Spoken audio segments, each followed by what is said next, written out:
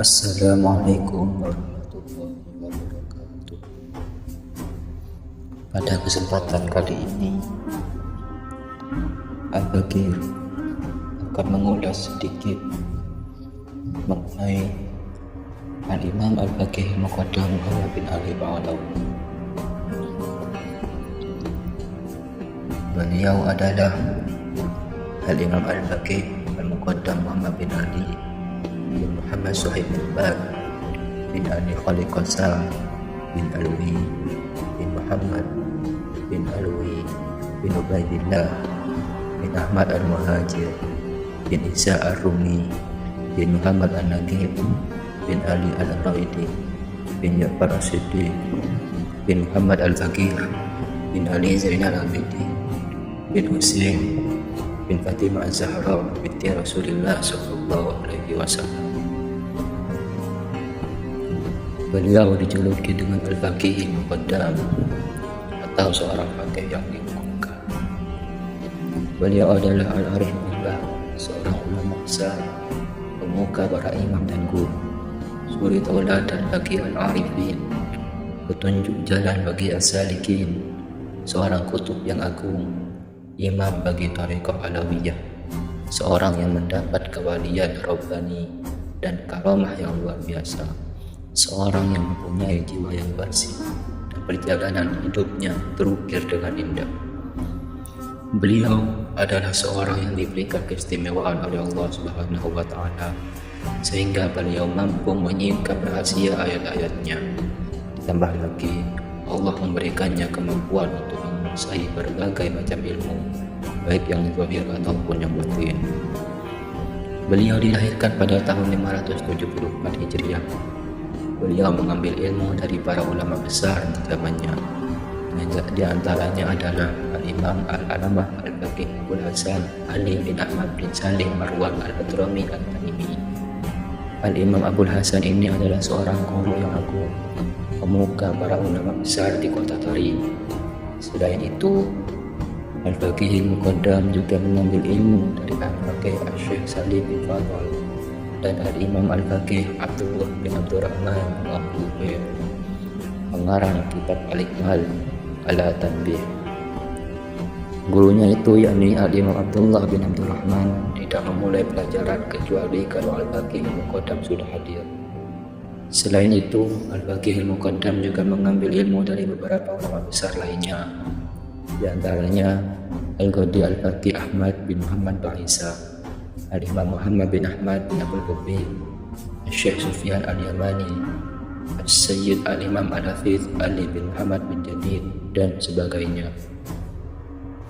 Dalam mengambil sanad keilmuan dan thariqahnya, beliau mengambil dari dua jalur sekaligus. Jalur pertama adalah beliau mengambil dari orang tua dan pamannya.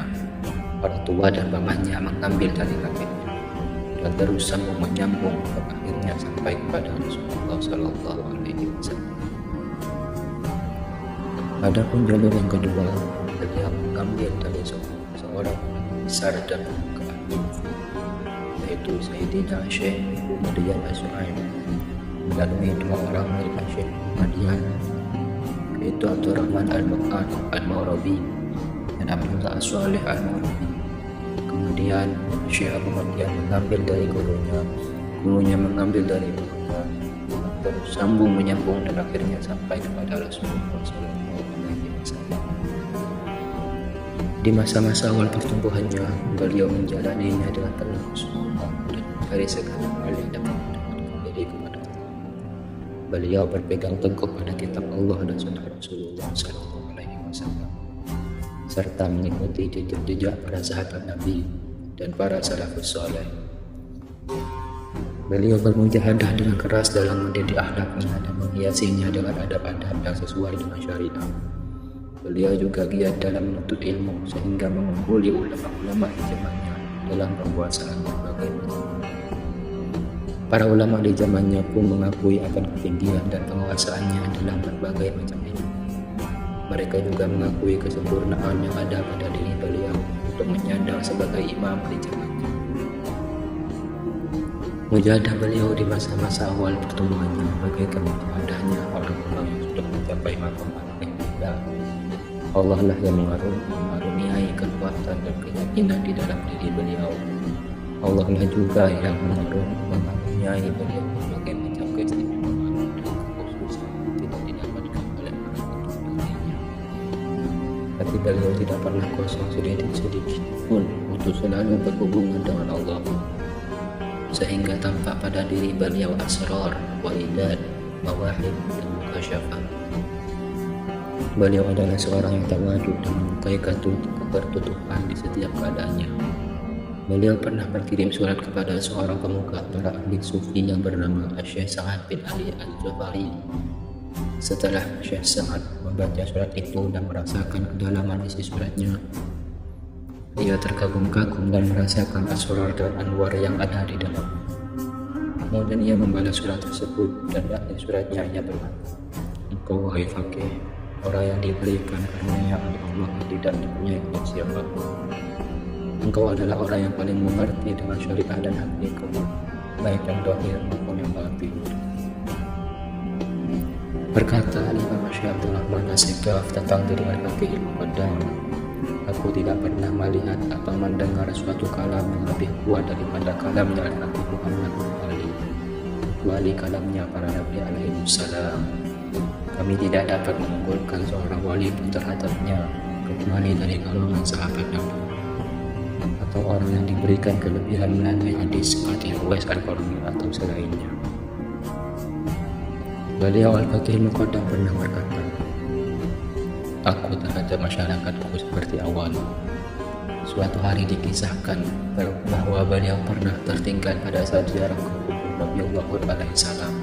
Beliau berkisah, "Pada suatu saat aku duduk di suatu tempat yang beratap tinggi.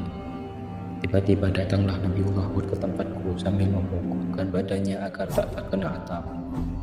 Lalu ia berkata kepadaku, 'Wahai Syekh, jika engkau tidak berziarah kepadaku, maka aku akan berziarah kepadamu.'" Dikisahkan juga bahwa pada suatu ketika beliau sedang duduk-duduk bersama para sahabatnya. Datanglah Nabi Khidir alaihissalam menyerupai seorang badui dan di atas kepalanya terdapat kotoran. Pengundah Al-Faqih Al-Muqaddam lalu mengambil kotoran tersebut dari kepalanya dan kemudian memakannya. Kejadian tersebut membuat para sahabatnya terheran-heran. Akhirnya mereka bertanya, "Siapakah orang itu?"